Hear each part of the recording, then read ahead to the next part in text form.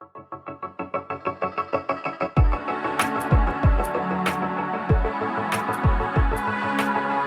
cero ni uno. Habilidades esenciales en un mundo tecnológico.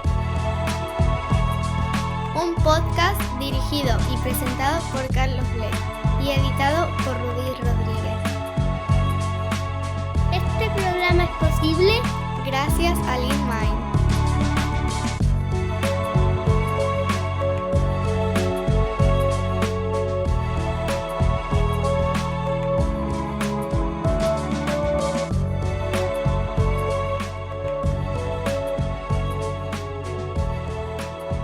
En el episodio 50 de este podcast te hablaba de mis preocupaciones al respecto de la inteligencia artificial, del espectacular desarrollo que están teniendo los modelos de lenguaje, la IA generativa, y de las preocupaciones que están ocasionándose también. Te citaba de AI Dilema, de personas que son relevantes en el mundo tecnológico y que empiezan a decir que esto puede ser muy utópico y muy fantástico para la humanidad, pero que también podría ser muy distópico. Desde entonces no dejo de seguirle la pista a los avances de la IA, leer artículos tanto en castellano como en inglés, escuchar podcasts y tratar de hacerme una idea como líder de una empresa tecnológica de qué debemos hacer como compañía y qué debemos hacer para ser de mayor valor para la sociedad. El equipo de Center for Humane Technology dice que la IA es comparable a la revolución industrial, que cambiará la humanidad más que eso, que es comparable al peligro de las bombas nucleares. Y luego otras personas como Bill Gates dicen que es el mayor adelanto tecnológico que veremos en nuestro tiempo de vida, en nuestro lifetime. Todo el mundo coincide en que hay que estar pendiente de lo que está ocurriendo y que en cierta manera es normal tener miedo y también es normal pensar en utopía y en distopía. En este episodio trato de sintetizar lo que estoy escuchando en diferentes podcasts, personas que están inclinadas a un lado o a otro de lo que creen que va a ser el futuro y cuál está siendo su papel en el desarrollo de la IA. Y también te cuento cómo estamos abordándolo desde nuestra empresa. Para mí resultan muy útiles los podcasts de HBR, que te enlazo en las notas de este episodio. Las grandes entrevistas que hace Lex Fridman en formato de 3 horas, donde se puede hablar de todo. Y me encanta la inteligencia con la que pregunta este señor. También es cierto que obviamente pues tiene sus sesgos y se le nota, y por eso hay que intentar escuchar de diversos programas de podcast y de diversas fuentes de noticias. Lo cierto es que entre eso y los artículos que leo voy detectando puntos en común de estas personas que están ahí en la cresta de la ola tecnológica. En lo que todo el mundo está de acuerdo es que tenemos que desarrollar modelos de IA que estén lo más libres posibles de juicio, de sesgo, para que no se den situaciones en las que la herramienta está, por ejemplo, dejando fuera a una minoría o cualquiera de estas cosas que han pasado y han saltado a las noticias. También es muy importante la privacidad de los datos. Hasta ahora los modelos parece ser que se han entrenado sin tener ningún tipo de escrúpulos hacia la autoría, el reconocimiento a la autoría de los contenidos. Simplemente, igual que un crawler web escanea cualquier página que esté disponible, pues los modelos han ido sin ningún tipo de permiso, digamos, entrenándose con todos esos datos y ahora pues no se sabe de dónde viene el contenido, y esto no solamente afecta a texto, sino también a imágenes. Ya se está legislando, al menos en la Unión Europea, para tener cuidado con la privacidad de los datos y hasta dónde pueden llegar esos modelos y de qué manera hay que respetar la privacidad de los datos. De esto habla Simona Levy con Carlos Iglesias en el podcast de Real World, que te enlazo en las notas del episodio y que es muy interesante. En estos momentos hay miles de startups buscando el desarrollo de productos con modelos de IA y mucho dinero de inversión se está destinando a estas startups. En las notas del episodio te enlazo también la newsletter Well Found, donde muchas de las noticias de inversión apuntan a esto. Hay aplicaciones nuevas que salen todos los días y que nos permiten ganar en productividad, pero no sabemos muy bien cuál es el tratamiento de datos que hacen. Por eso, lo que sí tenemos que hacer obligatoriamente cuando estamos usando esas aplicaciones es leer los términos y condiciones muy bien para asegurarnos de que no estamos incumpliendo privacidad de datos. Es decir, si estamos utilizando un codebase, un repositorio de código de nuestro cliente, Tenemos que tener muy claro si una herramienta que nos asiste a la hora de programar va a estar pasando datos sensibles de ese código al modelo. Eso es lo que tenemos que evitar a toda costa y eso es presente. Tener máximo cuidado con la privacidad de los datos y de qué manera estamos entrenando a esos modelos. Es un buen momento para plantearse que si un cierto artículo no quieres que sea susceptible de alimentar al modelo, pues no lo dejes accesible a que cualquier crawler web pueda acceder a él. Quizá en este momento tiene sentido proteger con contraseña o de alguna manera información que no quieres que vaya a esos motores. Por lo menos hasta que la legislación esté implementada y tengamos más control sobre qué se hace con la información. En cuanto a los sesgos y la neutralidad, hay personas expertas e instituciones trabajando en ello. El Instituto Alan Turing está trabajando en que la IA no tenga sesgos que, por ejemplo, discriminen a una minoría.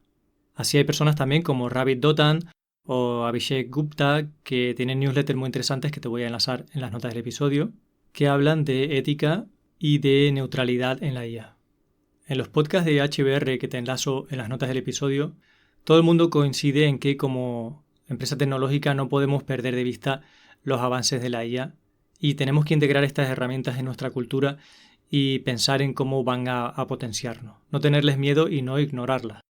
A día de hoy, esas empresas que ignoran la IA o piensan que va a ser una cosa pequeña, creo que ponen en peligro su futuro. Si no están pensando ya en cómo van a adaptarse a esta nueva herramienta, no solamente es que vayan a estar en desventaja competitiva, sino que realmente van a peligrar. Y les podría pasar en cualquier momento como pasó con Kodak o con Nokia. Sobre todo si estás haciendo un vertical concreto, yo creo que es muy interesante que estuvieras pensando en tener tu propio modelo que te ayude a resolver muchos de esos problemas. En cuanto a las opiniones sobre el futuro cercano, los próximos 5 años, los próximos 10 años, en el lado utópico yo pondría a personas como Salim Ismail o Bill Gates que hablan de cómo todo esto hace a la gente más humana, cómo te puedes deshacer de tareas rutinarias que no aportan y centrarte más en cosas como el cuidado, el arte, el disfrute de la vida, que suena muy bien, pero a ver de qué manera vamos a llegar hasta ahí. Los argumentos que eximen son que ya hemos pasado por muchos cambios tecnológicos y la humanidad ha sido capaz de adaptarse a ella. En cierta forma es este optimismo tecnológico que se oye una y otra vez cuando hay un gran reto, que es bueno, ya lo solucionaremos con ingenio y con tecnología porque la humanidad siempre ha sido capaz de superar los retos. Y no es mucho más elaborado que eso. Al final es gente que ve el lado optimista y positivo de las cosas. Gente que dice que no va a pasar, que no va a haber un Skynet, no va a haber una IA con conciencia de sí misma o inteligencia. Por lo menos dicen que no va a ocurrir pronto, que ya veremos, que de momento pues vamos a aprovechar las ventajas que tiene. Eso sí, casi todo el mundo habla de esto de cuidemos los datos, cuidemos los sesgos, cuidemos la neutralidad, para que sea una herramienta realmente buena. Y en lo que coinciden en estas personas que son tan optimistas es en que vamos a necesitar IA para defendernos en cierta manera de la IA. Es decir, para la desinformación, para los deepfakes y todo esto que se van a generar y se están generando con IA, pues también podemos tener IAs que sean capaces de detectarlo y de ayudarnos a trabajar con ello. Esto lo que me deja a mí muy claro es que no podemos dejar de saber de IA, no podemos no aprenderla porque vamos a tener que construir grandes toneladas de herramientas basadas en IA para podernos defender de los peligros que tenga la IA. Me refiero a los peligros en el corto plazo, en los próximos 5 años. En nuestro caso, en LeanMind llevamos ya un par de meses utilizando Copilot de pago y aprendiendo cómo mejorar la efectividad a la hora de escribir código, refactorizar código legacy con estas herramientas que nos asisten. Y estamos también empezando a pensar en la creación de modelos que nos permitan ser más rápidos, más productivos, más eficaces con el refactoring de legacy code, por ejemplo. Es algo en lo que nos estamos metiendo poco a poco porque no queremos quedarnos fuera de ahí y porque nos estamos dando cuenta que nuestra productividad verdaderamente aumenta con esta herramienta. Ya tenemos ganas de probar el modelo que va a sacar JetBrains, competidor de Copilot, para que nos ayude a tener mayor productividad en el trabajo con grandes bases de código legacy. Nos tomamos con entusiasmo el uso de estas herramientas porque nos damos cuenta que verdaderamente potencia nuestra capacidad, nuestra eficacia. No es que necesitemos menos gente, sino que somos capaces de llegar más lejos con estas herramientas. Intuimos que cada vez va a ser así más y vamos a ser capaces de ayudar más a nuestros clientes. Ya de hecho, a día de hoy, cuando nuestros clientes nos ven trabajando con estas herramientas, alucinan de cómo sabemos usarlas y qué cantidad de cosas nos aportan. En cuanto al posicionamiento distópico, Lex Fridman entrevista a Eleazar Yudkowsky, te paso esa entrevista en las notas del episodio, que está verdaderamente aterrado y que dice que ya no hay ninguna solución posible para que la humanidad no desaparezca rápidamente. Después hace una entrevista con Max Tegmark, que creo que expone mucho mejor su preocupación y habla en términos históricos evolutivos. Lo que Max explica muy bien es que históricamente cuando ha habido una especie que ha sido más inteligente que otra, pues se ha impuesto, ha dominado el mundo y ha hecho con las demás especies lo que ha querido. No solamente el Homo sapiens a día de hoy, sino toda la evolución anterior del Homo sapiens. Y él dice, fíjate cómo la especie humana no necesariamente ha erradicado a todas las especies, sí a muchas de ellas, pero al resto las controla a su antojo. Son comida o son entretenimiento o son insignificantes. Entonces él dice, si en algún momento esta inteligencia artificial es más potente que la humana porque tiene la capacidad de aprender muchísimo más rápido, porque tiene muchísimos más datos, si en algún momento se produce esa singularidad, ¿por qué esta especie con una inteligencia superior iba a quedarse a las órdenes de una inteligencia inferior? Este es el razonamiento a grandes rasgos que yo saco de esa entrevista y que me parece muy interesante y muy a tener en cuenta. Max expone que habría que tener la IA acotada, controlada. Por ejemplo, no conectarle APIs para que no pudiera estar interconectada con muchas cosas, no enseñarle a programar. Y dice que todas esas fronteras que podían ser salvaguardas de que la IA en algún momento pudiese ser peligrosa para la especie humana, pues se están incumpliendo. Porque lo primero que han salido son APIs, la capacidad de programar, de generar y entender código, con lo cual puede programarse a sí misma con una velocidad pues de segundos, de minutos, unos términos de desarrollo que no tienen nada que ver con lo que la capacidad humana es y que por tanto estamos dándole rienda suelta a algo que se nos puede ir de las manos de un segundo para otro. El hecho de que no sabemos cómo aprenden estos sistemas que tienen dentro y por qué toman decisiones es algo que sigue preocupando a mucha gente y es algo que parece ser que va a llevar décadas de estudio. Hay otra línea de pensamiento que está entre lo utópico y lo distópico que tiene que ver con el poder y el control. Ahora se está queriendo regular y se está hablando de si esta tecnología debería ser open source o no. Porque si es open source, cualquiera puede construir modelos. Y si solo la tienen unas pocas de personas, el argumento es que tal vez entonces no hay tanta capacidad de que cualquier persona haga el mal con estas herramientas. Este debate me parece muy interesante. El otro día Laura Lacarra en el podcast de Esto no es el fin del mundo decía que tal vez estas compañías que son pioneras como OpenAI ahora hablan de la regulación y del control porque ya tienen entrenados a sus modelos. Entonces si ahora se regula y se frena que cualquier otra empresa o cualquier colectivo pueda generar otros modelos de cualquier manera, eso les da una gran ventaja competitiva. Eso es muy interesante que comentaba Laura en el podcast. Te enlazo también en las notas del episodio. En otra entrevista de Lex con George Hoth, que está creando hardware específico para competir con NVIDIA en el desarrollo de sistemas para la inteligencia artificial, este hombre George lo que comenta es que a él le aterra que haya una pequeña minoría, un gobierno o ciertas corporaciones que sean las únicas que tengan este control. Él dice, sí, claro que si la tecnología está al alcance de todo el mundo, puede haber gente que quiera hacer el mal. Pero es que si la tecnología está solamente en manos de unos pocos, esos se hacen tiranos por el poder y seguro que va a ser peor para el conjunto de la humanidad. Él tiene una visión positiva de la humanidad que dice, si le das esta herramienta a todo el mundo, va a haber muchos más usos positivos y buenos que negativos. Si se la da solo a un puñado de personas, esas van a abusar de su poder y van a poder doblegar o someter al resto.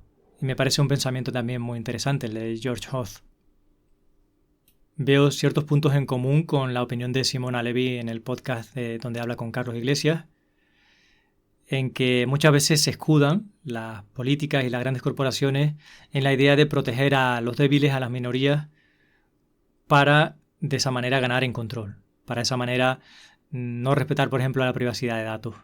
O salirse con la suya y tener herramientas más potentes que el resto de la gente.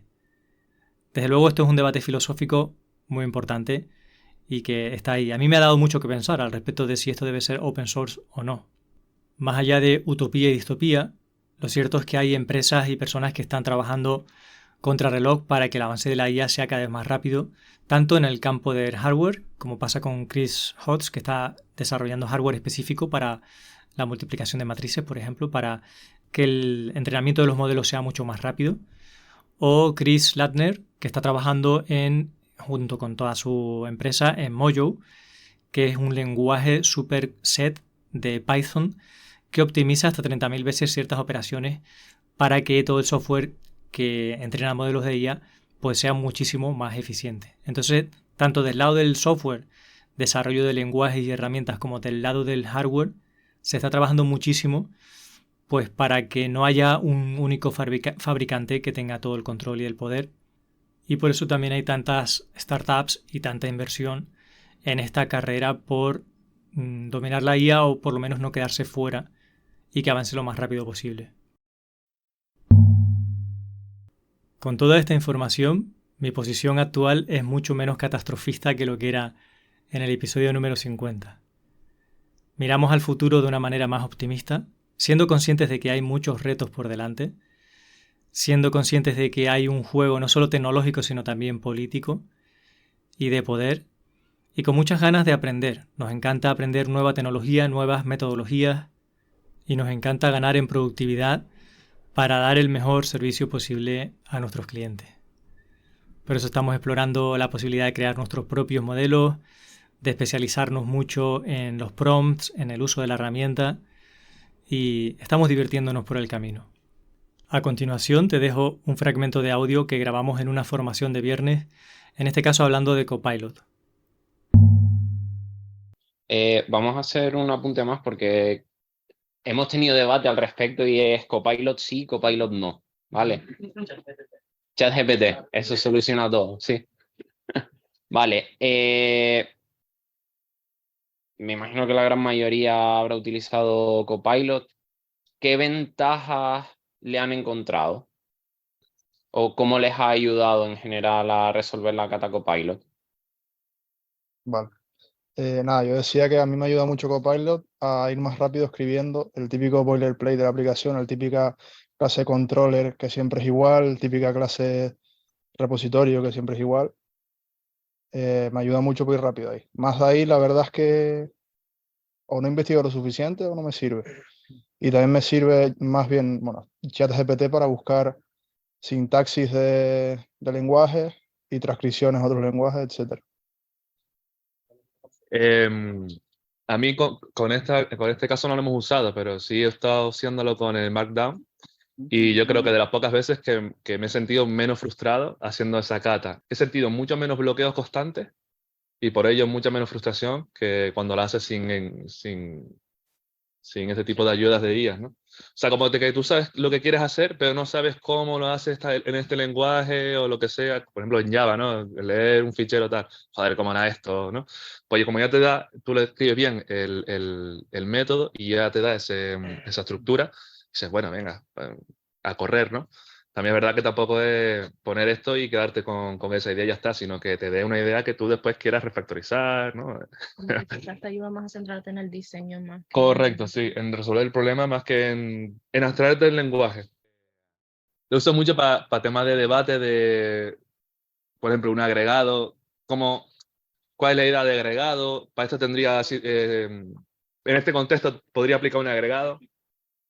Porque hay mucha gente que cuando depende de con quién hables, yo digo agregado de Domain Drive Design ahora por el ejemplo, pero hay mucha gente que me dice una cosa, otro otra, el libro depende de cómo lo cojas. Entonces me ayuda mucho hacer esos debates de si voy bien encaminado a establecer hipótesis. Gracias. Bueno, en esta casta en concreto no, pero en la del screensaver, la otra que hicimos con Python, lo que a mí me da la sensación es que si entiende los tipos y los conceptos, Copilot, incluso te da sugerencias muy semánticas. Por ejemplo, había una clase que era dirección y yo le puse dentro la firma que era opposite y me dio todo el array de si era sur, me daba norte, si era este, me daba oeste. O sea, me lo generó todo porque entendió el concepto de contrario y entendía que el sur, su contrario el norte, todas estas cosas. O sea, que infería bastante bien el contexto. Además, o sea, yo tengo la sensación de que entre más semántica tenga el código, más fácil va a ser darte una sugerencia potente, que tú digas, coño, me ha ahorrado un montón de tiempo porque esto es realmente la intención que tenía yo de escribir este código. O sea, no solo un boilerplate, sino a mí me da la sensación de que es capaz de entender la intención de la persona que está programando si esa persona declara bien su intención. Yo, en mi caso, yo, por ejemplo, siempre que empiezo una cata no pongo Copilot, porque no creo que me genere ruido a lo que quiero hacer y cómo quiero enfrentarme al problema. Cuando, por ejemplo, ya la tengo encaminada a la cata y más o menos ya quiero hacer una refactorización, vamos a decir que estamos en el azul del TDD, digo, bueno, aquí a lo mejor puedo poner Copilot, a ver qué me dice. Pero cuando estoy pensando en solución no quiero ruidos porque primero lo estás haciendo en pareja y de repente te corta la discusión porque dices, ay, mira lo que puse Copilot. Y ya cambiaste la discusión. Ya, ahora, mira lo que puse Copilot, mira qué bonito. Yo creo que lo mejor, a mí, en mi caso, es yo, primera carta que cojo, no voy a poner Copilot porque quiero enfrentarme al problema. A mí una cosa que me preocupa es si Copilot te genera de una tacada el camino, el código feliz, y tú solo has escrito un test, pues te van a faltar test. No sé si es el caso o no, pero cuando haces TDD y vas paso a paso, te das cuenta de más casos límite y más casos que tienes que probar. Y a lo mejor acabas para una cata como esta con 10 test solo para el Happy Path, pero que prueban cosas diferentes. Si te lo genera todo con el primer test que tienes, es como si no hicieras TDD. Entonces, eso sí me preocupa. Si somos capaces de decirle a Copilot, vale, pues genérame todos los test que se te ocurran para esto, entonces me da igual, porque si ya sabes hacer TDD y test y te lo genera, vas rápido. Pero si la cobertura, no la cobertura, porque eso no mide la cobertura vas a tener del 100% si pasa por todos los casos, pero no estás por todas las líneas, pero no está explorando todos los casos. Entonces te dejarías un montón de cosas sin testar y eso es lo que me preocupa de que lo haga Copilot. Yo esto lo vi muy claramente con la cata de Aircraft. En la cata de Aircraft ya teníamos unos casos de uso definidos, como ejemplo, y se dio el caso de que, pues, por ejemplo, tenía que hacer los test para todas las direcciones, y ahí sí ayuda mucho Copilot a la hora de rellenar, porque es lo que decía Mario, que a la mínima de que tú decías dirección norte, hacia qué posición se tenía que mover, eso ya te lo extraía y te lo hacía él. Problemas que le veo yo y lo que hice para estar seguro de que lo que estaba haciendo estaba bien. Al cabo de un tiempo, dije, esto está raro, vamos a ponerle un coverage detail que me devuelva por dónde pasa los test y en qué línea de código me falta por probar o si falta aquí cualquier cosa. Faltaban cosas, pero es verdad que tienes que pensar muy bien los casos de uso, definir qué es un movimiento, qué es un rebote contra un borde vertical o horizontal, si te mueves en diagonal, si te mueves en normal, un rebote normal. Y claro, tienes que hacerle esa diferenciación a Copilot porque Copilot simplemente hará lo que pueda. ¿Qué pasa? Luego, cuando acabe esa definición de movimientos, empezará a inventarse test. Porque eso lo probé mucho en el sentido de, vale, ya tengo todo cubierto, no hay más nada, ¿qué hará Copilot ahora? Empezará a pillar, por lo menos lo que veo yo, empezará a intentar coger contexto de otros test y a sobrepasarlos, es decir, estaría duplicando la lógica de negocio que ya teníamos testeada cuando sobrepasamos ese límite. Y eso era algo que quería decir porque lo encontré el otro día. Yo la verdad que cuando... Es que como lo digo, porque ya lo habéis complementado bastante. Yo en este caso no me vuelco tanto en Compilot, porque creo que la gente empieza a tener una idea equivocada de que tiene que hacerlo todo, ¿eh? Y yo creo que hay que conseguir una sinergia, ¿sabes? No te va a ayudar en todo, pero sí en un boilerplate y todo. O sea, si nuestro objetivo es, por así decirlo, llegar a la típica jornada laboral de 6 horas, te puedes ahorrar 2 que escribiendo a mano taca, ¿no? Yo sí, verdad que uso ChatGPT para a lo mejor si quiero hacer, ya te digo, exploración de qué casos se podrían dar de que no tenga controlado, ¿no? Como comentó antes José. José, ese challenge con él, ¿no? Oye, imagina que eres una persona de pruebas, que eres un experto en no sé cuánto, tal, y así empieza a tener contexto él de, por ejemplo, el típico rollo de voy a guardar en base de datos y no hay espacio, ¿sabes? Ya son test que te los puede proporcionar él, porque tú no has caído en ellos, y son cosas que no se caen de lógica, pero sí que no las tienes en cuenta porque estás enfocado en otra cosa, ¿no?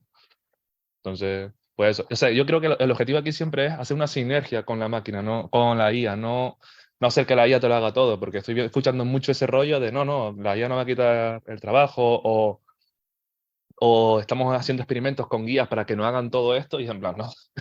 La idea es que tú sepas lo que está la IA escribiendo, no volver unas idiotas con la IA. Sobre lo de TDD, yo no sé, pues el otro día un chico estaba como intentando hacer, o sea, definía un poco los test así por encima y que le construyera todo el código y demás. O sea, no sé si el TDD como lo conocemos va a tener que cambiar, y a lo mejor lo que tenemos que pensar es en todos esos casos, poco a poco, sin pensar nada en código, y después que saque el código y hacer posible que te dé varias opciones, que creo que ahora Copilot no lo hace, ¿no? Te da solo uno, pero creo que tiene ya como la interfaz preparada para que te muestre varias formas de hacer algo. Entonces, es eso, como que a mí, el miedo que tengo a todo esto es no saber adaptarme, porque mi primera inercia es el rechazo. Es como, tío, esto lo hacía yo antes. Entonces, relacionado con lo que decía Miguel y con el tema de TDD y tal, creo que cuanto antes nos quitemos esta sorpresa de... Yo digo, siempre que me sacan un trozo de código, digo, joder, qué cabrón. O sea, siempre, pues todavía, o sea, y todavía me quedan meses seguramente, pero cuando ya pase eso, yo creo que ya estaremos como, eso no será una interrupción, será parte del proceso. Como si tienes a alguien al lado que sabe mucho y te dice, yo haría esto así. Que se nos quite eso cuanto antes, que no sin prisa ninguna, ¿no? Pero como que tenemos que superar esa barrera. Igual que con, por ejemplo, en Intel y demás, pues shortcut concretos que te hacen una locura ahí, no te paras a pensar o a decir con otra persona, hostia, qué guapo, tal. Ya debería estar como naturalizado. Añadiendo a lo que comentaba de que lo tenemos naturalizado, por ejemplo, hoy en día tampoco te tienes que leer el libro de Martin Fowler de Refactoring, porque ya si sabes los shortcuts de IntelliJ, ya, si sabes usar esa magia no tienes que usarlo tú manualmente. Sí quería remarcar varias cosas, o sea, y ahí estoy un poco en contraposición con lo que comentas, o sea, conocer cómo funciona algo por debajo es importante, o sea, no puedes conformarte con simplemente, ah, vale, esto es así, ya está. A veces es bueno profundizar porque es precisamente parte de nuestro trabajo, ¿no? Saber cómo funcionan las cosas para poder aprovecharlo al máximo. Si no, nos quedamos un poco en la mediocridad. O sea, para poder saber cuándo utilizar algo, por ejemplo, cuándo utilizo ChatGPT y cuándo utilizo Copilot, necesito saber cómo funciona por debajo. A lo mejor no ser un experto al máximo, pero sí tener unos conceptos de lo que hay. Lo mismo con los patrones de refactor, ¿no? Y después simplemente añadir una cosa. Creo que es importante también el cómo se usa, que no vale simplemente con tu genéralo y ya está, y confío en lo que estás haciendo está bien. Precisamente también en relación a lo que se comentaba antes. O sea, no sé si conocen el fenómeno de los hilos en redes sociales o donde sea. Se crea una burbuja donde se habla en un único canal de comunicación con una única opinión, y en base a eso se retroalimenta. Vale. Yo un poquito lo que he estado viendo en los códigos por encima es eso, que cuando se paraban a refactorizar el código y aplicaban una buena semántica, como que siempre iba aportando un poquito más, ¿no? O sea, la inteligencia iba ayudando sobre lo que ya estaba bien hecho y era más o menos legible. En otros casos, cuando no se refactorizaba, al final, él como que seguía la línea de todo es válido y yo te voy a tirar, y es lo mismo. Después llega, o sea, está bien que te lo genere una IA, pero por ahora, quien lo va a mantener es una persona. Entonces, tenemos que aportarle ese valor extra porque si no, al final no va a haber un valor diferencial tampoco. Es algo que cualquiera puede hacer. Y al final llegará un momento en el que la IA haga auténticas burradas porque ella misma habla su idioma, no habla algo que sea más cercano a lo humano. Pero digo, esto es una opinión y una prueba de concepto de una hora viendo distintos códigos al mismo tiempo. O sea, que tampoco es una verdad absoluta. Yo lo que iba a decir es que lo que pasa con estas herramientas es que ayudan mucho a la gente que no le preocupa. A mí me da la sensación, o sea, la peña que está acostumbrada a trabajar en plan de saco código y venga, con Dios. Pero si realmente te preocupa un poco lo que estás haciendo, no te resuelve toda la problemática. Al final, si te dedicas a hacer software como lo hemos entendido desde el año Catapum, hago código que funcione, no testeo nada, lo suelto por ahí y tal, pues nos pasa que como grandes empresas que tienen código que es una fumada y a lo mejor la IA les resuelve un montón. Pero en nuestro caso, no. Y a mí, por ejemplo, el tema de decir, no, Copilot me ayuda para el boilerplate, sí, está bien, pero ya existen herramientas antes de la IA que te hacían boilerplate. O sea, tú ya tienes ya snippets de código a punta pala, que puedes ponerte plugins en Visual Code que te rellenan un montón de código. Yo creo que estamos en el punto en el que todavía tenemos que entender cómo aprender a usarlo para que nos ayude un poco en nuestro trabajo. Y estas sesiones están bien para eso. Pero eso, estamos como en ese punto que todavía no sabemos muy bien qué uso dar. Estoy muy de acuerdo con José. Que otro de los beneficios de TDD es que cuando haces el mínimo código para que el test pase, encuentras soluciones más sencillas. El otro día, haciendo en Barcelona la cata de WordGraph, me hizo spoiler porque yo quería mostrar paso a paso cómo te salía la solución recursiva, y lo que pasó es que a primero de cambio ya me implementó la recursiva y me fastidió. Y en ese caso justo era lo más sencillo de implementar, la recursiva, pero si él hubiera cascado ahí un bucle, pues, y yo me conformo con eso, no encuentro la solución más sencilla. Entonces yo creo que tenemos que conocer en este punto en el que estamos cuál es la herramienta, lo que nos da, me refiero a TDD, qué beneficios nos da, y ver si podemos pedirle lo mismo a la herramienta y que nos lo haga más rápido o nos dé sugerencias, eso sí.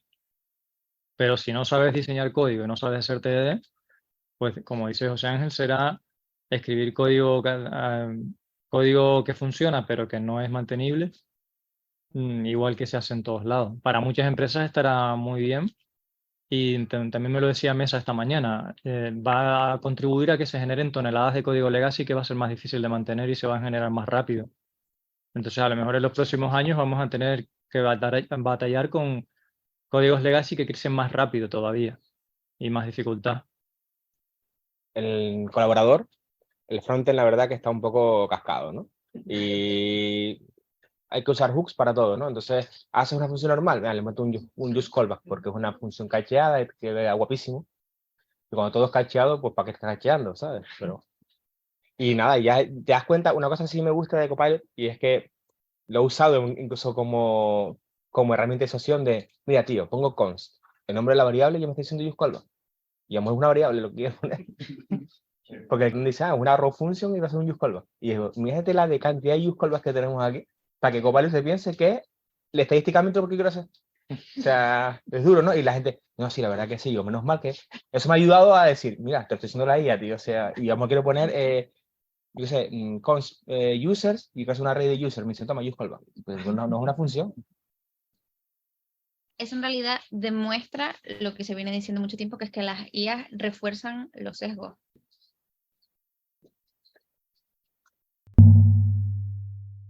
Antes de terminar el episodio, quería animarte a que te apuntes al canal de Telegram, que verás en las notas del episodio, que te apuntas a las newsletters y que recomiendes este podcast a quien creas que le puede interesar, así como que le valores positivamente en tu plataforma favorita de podcast. Próximamente vamos a tener un panel, una mesa redonda con un grupo de expertas en la materia de habla castellana que está organizando mi amigo Jorge Castro, que le tuvisteis aquí en el podcast junto con más compis de Adevinta, hablando sobre cómo usan la IA en su empresa. Pues eso ocurrirá próximamente, y también a partir de ahora te cuento que el podcast va a salir cada 2 semanas y no cada semana. Hace tiempo, los primeros años, salía una vez al mes. En los últimos meses ha estado saliendo una vez por semana, y el feedback que me llega de las personas que lleváis años escuchando el podcast es que tal vez una vez por semana es mucho. Para mí también va a ser más llevadero sacar el podcast cada 2 semanas. Si no quieres olvidarte de que ha salido un nuevo episodio, suscríbete a Telegram o a las newsletters y ahí te avisaremos. Pues cuídate mucho y hasta el siguiente episodio. Y ahora, un mensaje importante. Código Sostenible es el libro que me hubiera gustado tener entre mis manos cuando estaba aprendiendo a programar. Y es el que he echado de menos cuando tenía dudas sobre cómo nombrar una variable o cuándo lanzar una excepción. Es la guía que están buscando todas esas personas que intuyen que hay otra forma de desarrollar. ¿Te has planteado cómo sería trabajar sin prisas, sin parches y sin chapuzas? Este es un manual para los que buscan la satisfacción del trabajo bien hecho. Aprenderás a mantener el código simple y fácil de entender, y tendrás la sensación de estar trabajando en un proyecto Greenfield de manera permanente. Tras más de 20 años programando y más de una década ayudando a otros profesionales a mejorar su técnica, he conseguido sentarme a escribir y volcar lo mejor de mis enseñanzas en este libro. No te lo pierdas, subirás de nivel y verás la programación de otra manera. Descúbrelo en códigosostenible.com.